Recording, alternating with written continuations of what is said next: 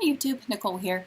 Thought we would do a little content since I haven't filmed anything for you guys in a long time. I personally had kind of a crazy past year and a half, so I'm glad to be back filming something. And I thought, well, what's better to talk about than Uranus, which is of course ingressed into Taurus this year. And maybe we'll just do a little house by house preview of how it might be affecting you. So first of all, for those of you who are newer to astrology, let's talk about Uranus. And Uranus as a planet is one that moves, like we're going to have it in Taurus until 2026. So it stays in a sign for a while. So the cycles are these longer cycles, these outer planets. They bring, changes in our life that take some time to experience, and then we have retrogrades, and we go back and revisit them, until that planet, of course, changes signs. So the planet Uranus is responsible for helping us through our process of individuation. It's here to help us be liberated from perhaps conditioning that we were taught as a child. It's here to help us step more fully into who we are as individuals, like unique individuals. It's like a teacher. The way that it does it is through creating circumstances that are disruptive or chaotic, or they are sort of like when you have a tornado. Or I'll use a better metaphor since we're talking about Taurus. It's like a rototiller. Rototiller, it's messy work. It definitely tears up the ground, but it allows water, nutrients down into the soil so that, new fresh growth can come up. So, having Uranus and Taurus as it moves through your birth chart, look at the house where it's located. And if you don't know how to do that, you can go on astro.com and you can pull up your birth chart. You need birth time in order to know your houses. And then just simply, there's a little button you can click on that says with transits. So you can look at your transits. The house will show you the area of life, where it's showing up for you. The area where you're getting rototiled, right? Where you're experiencing some loosening up of maybe areas where you might have felt stuck. Now, Taurus likes to be secure. Taurus likes to maintain control, hold on to things as they are. It's fixed Earth. And doesn't, Uranus and Taurus is an interesting combination because they square each other. Uranus being archetypally being Aquarius. But at the end of the day, I think that we're going to start seeing those of us who have felt really stagnant and stuck in areas of our life, areas in particular that have had to do with where we've wanted to have some control over the future, knowing what to expect. That stuff's going to get shaken up. Yes, for a lot of people. So let's kind of just go through, house by house. And by the way, Uranus, of course, can also be making aspects to planets in your birth chart. And those also are, can be obviously quite significant. But the houses are sort of a simple way to look at how will this process unfold for me over the course of this next few years. So starting first, let me pull up, get on my little notes here. So your first house is your Aries house. Your first house has to do with your physical form, your body, how you are animated. And I kind of think of it as frankly, it's not a conscious house. Aries as an archetype is just pure, it's cardinal fire. So it's just go, initiate, take action, leap, then look, kind of a thing. With this, though, it feels to me like it's going to be expressed through people's probably their body, like how you look, how you present yourself. I can see someone getting their hair cut. I can see the guy who, because Uranus would be opposite your seventh house, who meets a younger woman, maybe, and starts dating her, and then goes and gets an earring, or starts dressing more hipster, starts being more trendy, presenting oneself in a way that's like, I've always wanted to have purple hair, and now I'm going to have purple hair. With Uranus and Aquarius, there's a theme of, I'm going to do what I want to do, because it's what I want to do. I don't tell you to do it, I don't tell you what to do, so you tell me what to do. So there's a rebellion with Aquarius. And I think Uranus in the first, be careful with your physical body, doing things, being reckless or careless with driving, how you're moving around in the world. At the end of the day, there's that need to feel free. the need to feel like I'm not trapped by anyone, that I can do what I want to do, that I can be also maybe even seen in a sense like as someone who's unique, or to be seen as someone who is maybe even sexually attractive and exciting, because it's always Mars. Second house. Oh, and let me just back up. So as far as kind of a takeaway, I would just say to be first house, Uranus feels like being more aware about how you do things in your life. If in the past you were like a little bit robotish, because if you've got Taurus in your first, Taurus can get kind of stuck. It can, keep doing the same thing over and over again, hitting my head against the wall, and I don't know why I keep doing this. So it's to me, it feels a little bit like, almost like this first house Uranian people are going to have stuff sort of where they're kind of hit, like this is going to happen, or this is being taken from you, maybe relationship related, breaking up with someone and then meeting someone new out of the blue unexpectedly, kind of having your world sort of rocked a little bit. Okay, second house is your Taurus house. So here we're talking about what is it that you value, that you want to hold on to, that you want to have some control over in order to feel secure, to feel safe. And so to me this feels like maybe personal possessions and money, of course. And if you place your self-worth and your value in those external objects, or even how you look, or material goods, or your wealth, to me Uranus in the second feels like we're going to unburden ourselves. So maybe we have something happen that on the surface might not seem so great, but ends up freeing us and like literally lightening our load. Like you have a storage unit with a bunch of stuff in it, and there's a fire, or not to say that's going to happen to you, it's Uranus in your second, but just something unexpected that ends up at first maybe seeming like, this is chaos, or this is a disaster, but ends up being, at the end of the day, it gives you more freedom to kind of go in the direction you want to go. Maybe you get divorced and you have a car from the divorce or something, or a bunch of furniture, possessions that you just don't need anymore. It's a good time to kind of get rid of those things. So I think you're going to have a shifting and a reevaluating your personal value system when it comes to material goods, security, even in relationships. Sometimes we hold on to partners, hold on to relationships, and that's our second house stuff. I think for most people, I think if you've got Taurus in the second, it's really got more to do with just wanting a lighter load, not wanting to feel so weighed down by stuff. So third house, this is your Gemini house. So this, of course, has to do with your subjective way of looking at and understanding the world around you. And Uranus, definitely, there's a quality with Uranus of it being sort of the higher octave of Mercury, which is the natural ruler of the third. To me, this is like opening up your mind.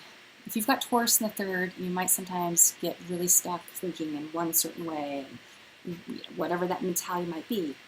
Some people have like a victim mentality, so it just depends. Uranus here to me feels like like isn't open. This is aha moments, like these moments where we suddenly kind of see, oh my gosh, I had been holding on to this yada yada yada from my past or whatnot. This story, I've been telling myself this story over and over because this made me feel safe. And Uranus comes along and it's like, Uranus is like, really? Is that story really A, true, B, keeping you safe? Or maybe you need to think a little outside the box. And you need to think from the perspective of, gosh, I feel like I'm kind of being a crazy person right now, Communications, this could be an area where, if you're a writer, you do anything that involves communicating, you might start thinking in ways that are, at times, you might feel like other people don't understand you. Because it's Uranus. And you just kind of might not care, too. That's the thing. Uranus in the third tends to, if it's in a birth chart, it's like someone who's usually a free thinker, someone who's open to sort of like rebellion and revolution and that sort of thing. So to me, though, with it being in Taurus, I think it's just this kind of being open to looking at things mentally from a new perspective. Fourth house, this is the angular house, of course. This is one of the trickier ones, I think, because the fourth house is your, it's your domestic situation, it's the foundation of your chart, right? It's like your emotional security. And Uranus is, again, I don't want a rototiller going through my living room, right? Like, I don't, it's like, whoa. Well, I guess a better, like a wrecking ball or something, but anyhow. Good time for some radical inner emotional work, change. Strong desire with the moon Uranian sort of complex to break away, to be free, to no longer feel trapped in the past. So domestic situation might change. We may feel the need to move. We may feel the need to, or maybe not the need, but we might be in a situation where we're living with friends or we have roommates, or it's like a communal situation, bringing the Uranian influence in. It's sort of unusual. We may feel the need to move. This could show up as well through anxiety or worries, because there can be sort of an electrical feel to Uranus. Things can feel unsure. That causes worry. You can kind of feel your life may feel sort of unstable. And you may at first, it might be scary, but then it may end up being something that's, in the end, a good thing. Right? And I suppose the takeaway is just look towards the future. It's about looking towards the future and letting go of the past, things from the past that are no longer serving you. Then when Uranus moves, if you've got Uranus in the 5th, that's your Leo house. So this one to me is like you having the opportunity and the freedom to create your own identity, to really just break away, to individuate. I joined back when I was a teenager, I joined the LDS Church, and Uranus was in Capricorn. So it's kind of great. I joined this very conservative Capricorn religion. And at the same time, I come from a family of hippies, so I was the rebel, but it was rebelling into this sort of really conservative lifestyle. And so for me, that was important for me to step out, be independent, and feel like I'm the captain of my own ship. 5th house is your identity. Think of your sun. Look at where your sun's located. Do that with, as well, all of the other houses. Look at where the natural ruler of the house is located to get a little bit more of a feel for how it might change you.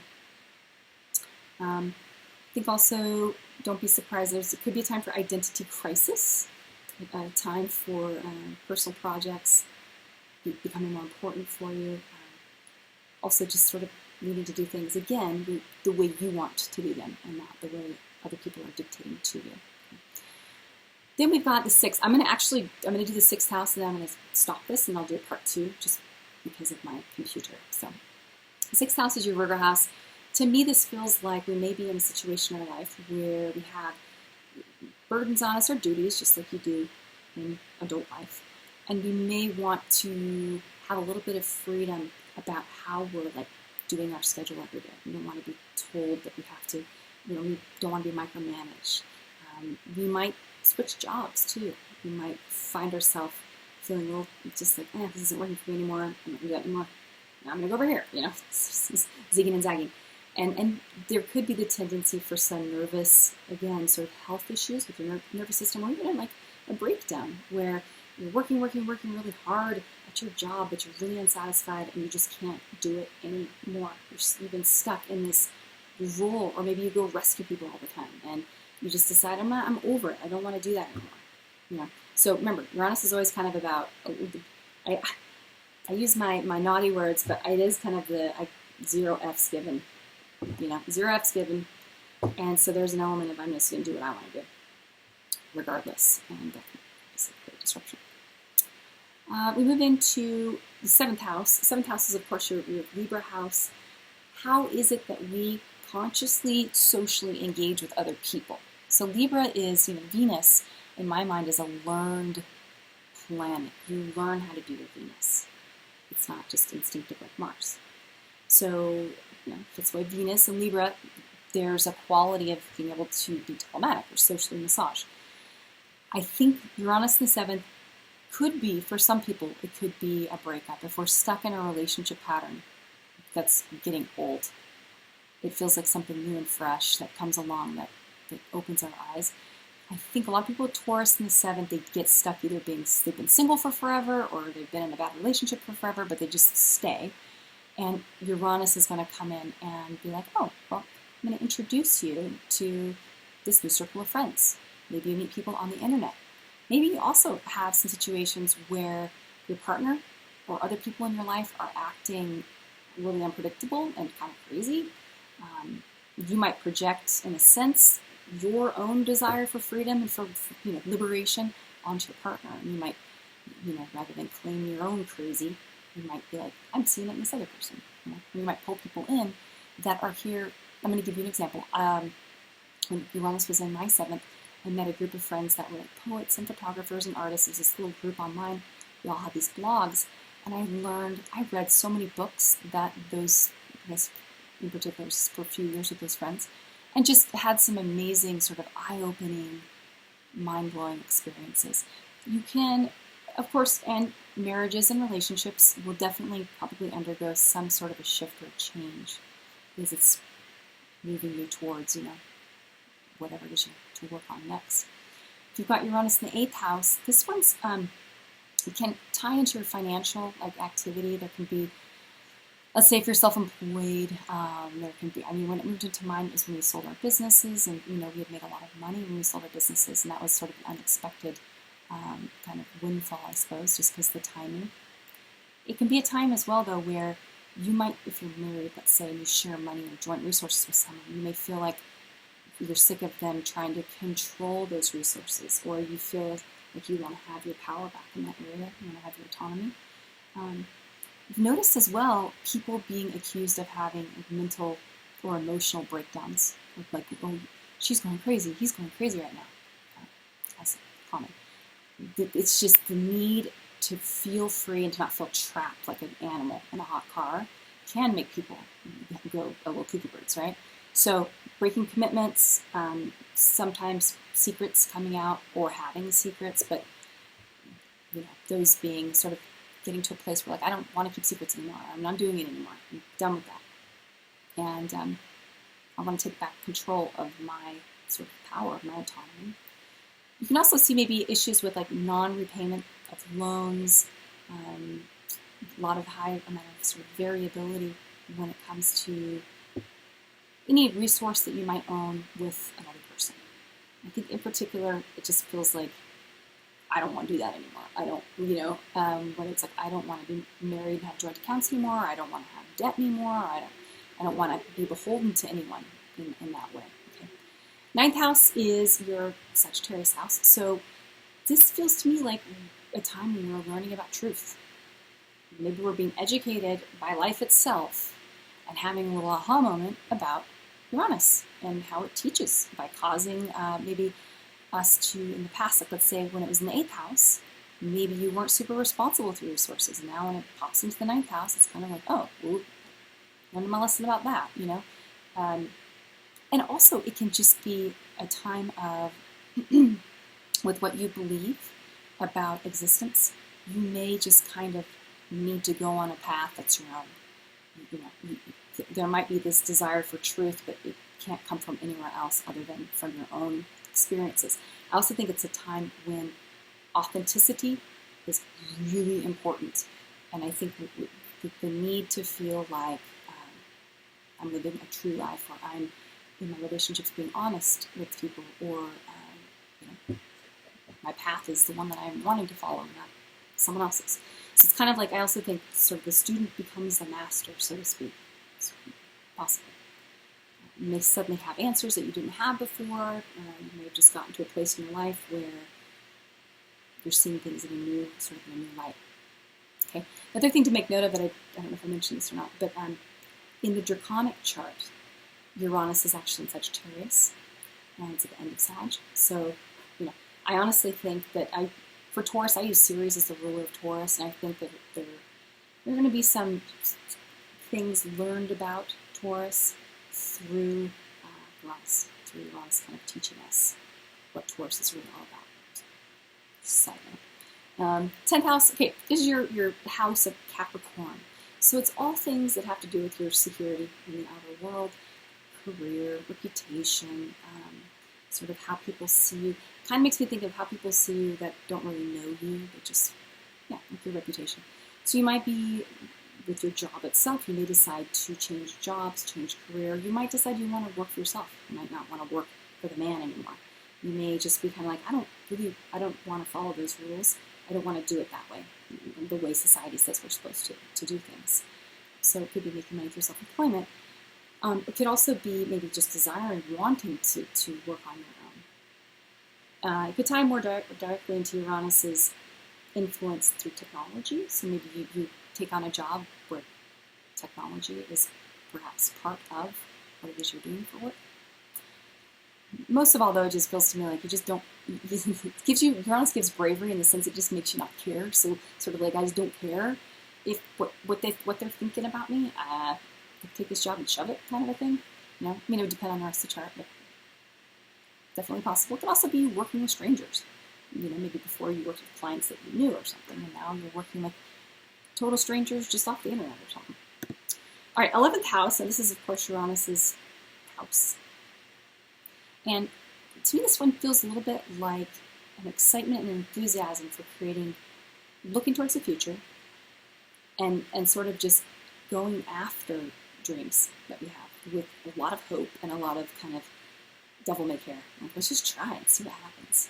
I think friendships also will probably be affected, big shifts and changes in your social connections. If you belong to any kind of group networking, you know, let's say for the line of work that you're in, maybe more actively participating. Maybe if you're interested in politics, you're interested in your community, you want to take more of an active role as a voice of dissent. That's also a possibility. Kind of feels a little bit too like just the interest in humanity at large. If before with Taurus in the 11th, maybe you had some friendships with people that it was just time to let those go, time for some fresh new friends. It could be a good time for that as well. I imagine, now 12th house, this is our Pisces house. This one is a bit more difficult to explain, just like all things Pisces, but it feels like more of an inner search, kind of the desire to be on one's own more in order to do some reflection, and as well as there might be a desire to bring others who are like-minded, well, not totally isolated by yourself, but like make a little community where you kind of have a little clique or a little community of like-minded people where we're looking at deeper sort of subject matter, I guess, whether it's spiritual. Maybe you join a meetup group or astrology group or something, like joining a church. It just feels like it's got this, I need to go inside of myself for answers. So great time for, you may have some dreams even. Your dreaming might become more prophetic. But at the end of the day, it feels like I need answers. It feels like this desire for clarity, and at a time when you might feel like there's not a lot of clarity. You may feel kind of a lot of fog, actually. And so, to me, those times when we don't have the answers, it forces us to let go of the parts of us that we thought we've kept. You know, I don't ever want to look at this. I don't ever want to look at death, or I don't ever want to look at, I don't ever want to talk about religion with anyone because then it causes fights or what have you. It's kind of like we go there. We become more willing to go to those places so that we can unpack them. And then I think also, if there's circumstances that were unexpected, or someone gets sick, or someone dies, or someone, car accident or something, to me it feels like it's a time where we can connect more with the divine for those answers. I can hear them better. So, okay, I'm going to wrap this up right here. And, hope this was helpful. Hopefully, if you've got Taurus in your chart, hopefully it's not doing anything too crazy, not Taurus, but Uranus, wherever it's at in your chart. And also, if you'd like a forecast, I've got a little sale right now. Just taking a few people, doing some Skype sessions because I've been doing so many readings. And I miss talking to people and interacting. So if you go over to my website, you can see the sale. That's it. All right, take care.